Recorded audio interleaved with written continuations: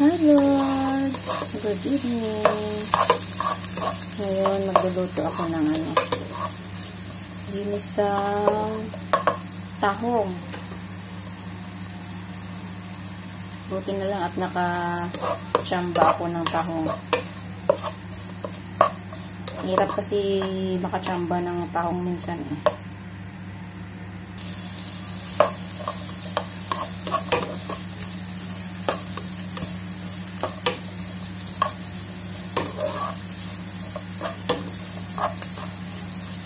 Bango ng ng luya.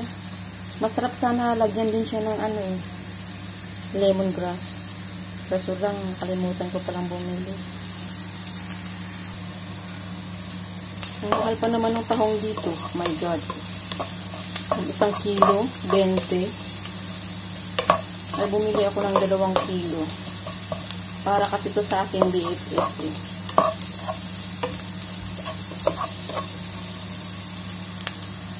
Tingnan nyo. Buti na lang talaga. Tamang-tama lang. Ayoko kasi masyadong malaki sa tahong. Ayoko ng ganun. Ayan. Gusto ko yung ganyan lang tsaka liit.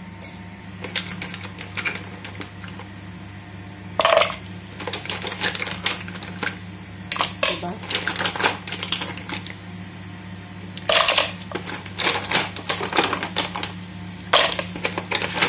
Tapos din kayo ito sa uric. Oh my god. Hindi na ako kakain.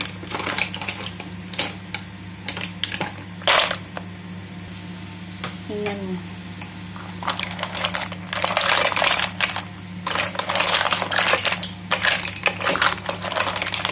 Ang tahong ni Carla.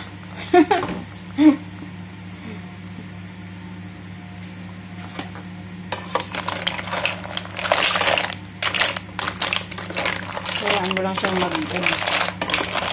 labas ang sarili niya sa bawal. Dinamihan ko kasi ng luya eh.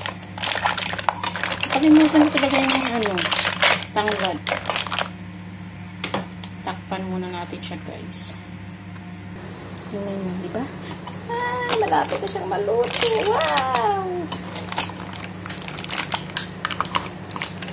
Parang ang taba ah. Sana all mataba.